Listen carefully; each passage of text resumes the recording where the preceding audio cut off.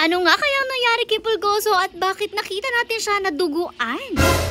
Nakakatuwa guys ang ibabalita ko sa inyo kasi alam nyo naman lately ay inisa-isa natin na isama na sa pack members natin ang ating mga babies. At ngayon nga ibabalita ko sa inyo ay heto sanay na nga ang pack members natin na kasama sila at kapag nga andito sila ay parang wala namang bago dito at walang nangyaring kakaiba. Normal nga lang ang mga ganap paglabas nila, talagang kukulit-kulitin nila si Althea dyan at hindi mo mapapansin na may mga bagong salta dito sa ating off-leash area. Gaya na nga lang dito sa ating mga males, tingnan nyo talagang todo kulit na nga rin etong ating bagong salta na si Mazda at ang kinukulit niya talaga ay ang mga hotdog na sunog. Nakikipagkulitan din naman sa kanya ang mga to kaya naman tuwang-tuwa rin si Mazda sa tagal ba naman nila na nakakulong lang sa mga cages nila dahil naka-isolate nga sila. Kaya naman ngayon yung mga babies natin na noon ay nakakulong lang talagang looking forward na sila sa time ng paglabas tuwing umaga at tuwing hapon kasi dito nga ay parang medyo bago pa sa kanila yung mga ganitong ganap. Nung araw naman ito kung mapapansin nyo ay napakaganda pa talaga ng itsura ng ating weather. Talagang ayos na ayos pa, hindi kainitan at hindi rin naman kalamigan. Bas pa nga si mother ng time na to para makipagkulitan kay Mazda kasi naman to the highest level ang energy niya at kahit nakikipaglaro na siya sa mga hotdog na sunog ay hindi pa rin nababawasan yung kanyang 1,000,000% energy. Minsan nga walang gusto makipaglaro sa kanya kasi busy nga ang ating mga meals dito kay Althea dahil tuwing lumalabas sa mga meals ay talagang nangungulit si Althea sa kanila. Pero in fairness naman dito kay Mazda natin talaga naghahanap siya ng makakalaro kung sino-sino talaga ay nilalapitan niya at inuukit-ukit niya para may kalaro yung siya. Yung buntot naman niya na malastik na nga lang ng tingteng ay hindi na rin naman nabawasan kasi hindi na nga siya gaanong na-stress talaga or naboboard sa loob nga po ng kanyang cage. Dito naman sa mga females natin, isa-isa na rin pinalabas ang ating mga baby. Syempre, nandyan nga po ang ating Blue. Syempre, pati na rin ang magkapatid na si Sassy at si Shakira. Surprisingly, sa mga females natin, kahit alam natin na meron talaga ditong pailan-ilan na may pagkamaldita, ay wala namang nag-away man lang. Minsan kasi talaga ito mga females natin, meron sa kanila na ayaw nang kinukulit sila or kahit nadadanggil-danggil sila ng mga naglalarong ibang kasamahan nila. Alam nyo pa naman, eto mga to, basta nga medyo bata-bata pa ay sobra talaga yung kalikutan at kakulitan. Tingnan nyo nga para talagang may ipo-ipo kapag ganito yung moment. Talagang ang dami nilang natatamaan na wala namang kaalam-alam at hindi gusto makisali sa laro nila. Pero ang nakakatuwa naman is dati talaga ang mga kulit dito, sina Chanel, sina Thunder,